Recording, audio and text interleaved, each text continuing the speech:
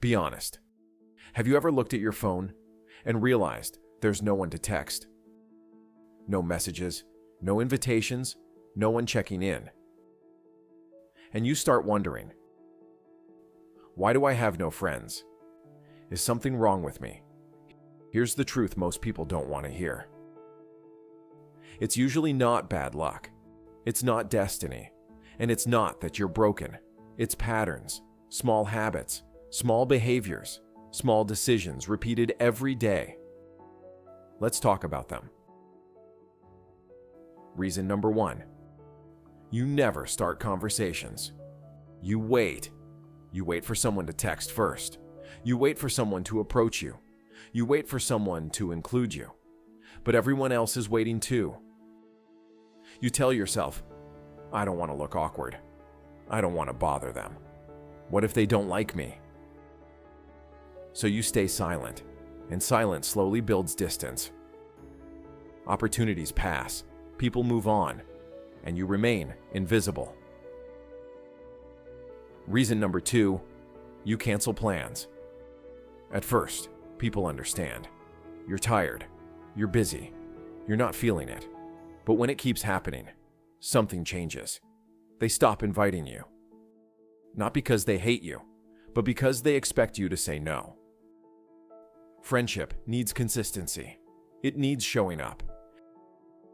If you disappear too often, you slowly disappear from their lives. Reason number 3, you complain too much. Negativity is heavy. If every conversation becomes about problems, stress, drama, people start feeling drained. They don't avoid you because they dislike you. They avoid how they feel around you. Energy matters more than you think. Reason number 4, you don't really listen. You hear words, but you're waiting for your turn to speak. You interrupt. You redirect the topic to yourself. You compete instead of connect. People want to feel understood, and when they don't feel heard, they slowly stop talking to you. Listening builds closeness. Talking over people builds distance. Reason number 5, your energy feels heavy. Maybe you carry anxiety into every room. Maybe you look closed off. People feel these signals instantly. You don't need to be loud. You don't need to be funny. But being emotionally open makes a difference.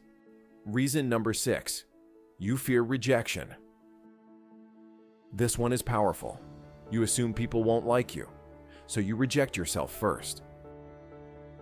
You don't send the message. You don't ask to hang out. You don't try. Because trying means risking embarrassment.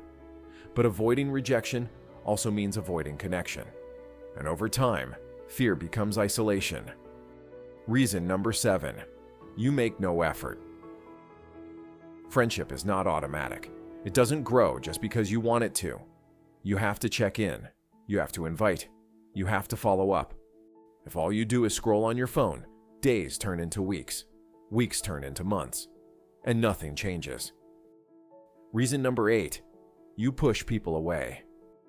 Sometimes you act like you don't care. You respond late. You keep conversations short. You stay emotionally distant. You think this protects you, but it teaches people not to get close. Eventually, they stop trying. Reason number 9, low confidence.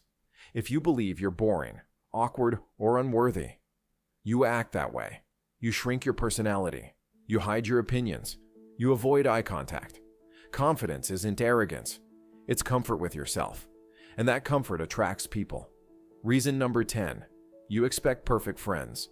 You reject people too quickly. They're not interesting enough. They're too different. They're not cool enough. But real friendships aren't perfect. They grow slowly. And sometimes the people you overlook are the ones who would have stayed. Now here's the important part. None of this means you're doomed. None of this means you're unlikable. It just means you have control. Friendship starts small. Start one conversation. Send one message. Say yes one time. Listen a little longer. Smile once more than usual. You don't need to transform overnight. You just need to move. Connection doesn't happen by accident. It happens by effort. And effort starts with you.